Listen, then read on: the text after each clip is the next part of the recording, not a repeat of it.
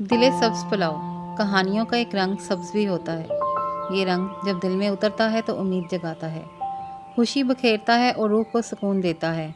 आज हम आपको लेकर चलते हैं एक ऐसी दुनिया में जहाँ चावल और सब्ज़ मोती मिलकर मोहब्बत की कहानी लिखते हैं। इस कहानी का नाम है दिले सब्ज़ पुलाव। ये सिर्फ खाना नहीं, ये एक एहसास है जो दिल को छू जाए और यादों में नक्श हो जाए। कभी सोचा है ज़िंदगी भी बिल्कुल पुलाव की तरह है, सफ़ेद चावलों की तरह, दिन साफ और सादा, और उनके बीच छुपे सब्ज़ मटर जैसे छोटे छोटे खुशी के लम्हे। ये छोटे से दाने नज़र में आम लगते हैं मगर दिल को खुशी से भर देते हैं।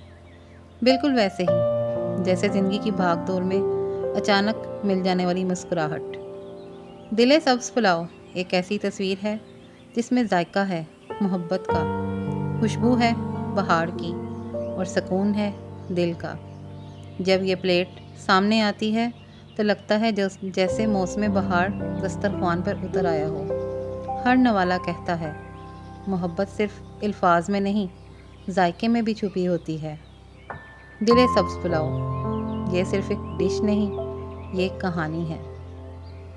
ऐसी कहानी और ऐसी खुशबू जो यादों में बस जाए, ऐसा जायका जो रूह को मुस्कुरा दे।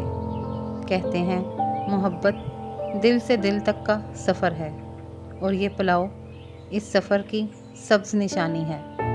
याद रखें, खाने बहुत होते हैं लेकिन कुछ जायके हमेशा दिल के करीब रहते हैं और इन्हीं में से एक है दिले सब्ज़ पुलाव। ये है मोहब्बत की खुशबू, ये है ज़िंदगी का जायका, ये है दिले सब्ज़ पुलाव।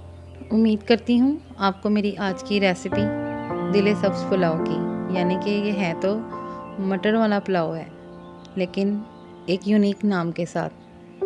ऐसा नाम जो नाम लेने से ही सबके दिल में उमंग जाग उठे इसको टेस्ट करने की।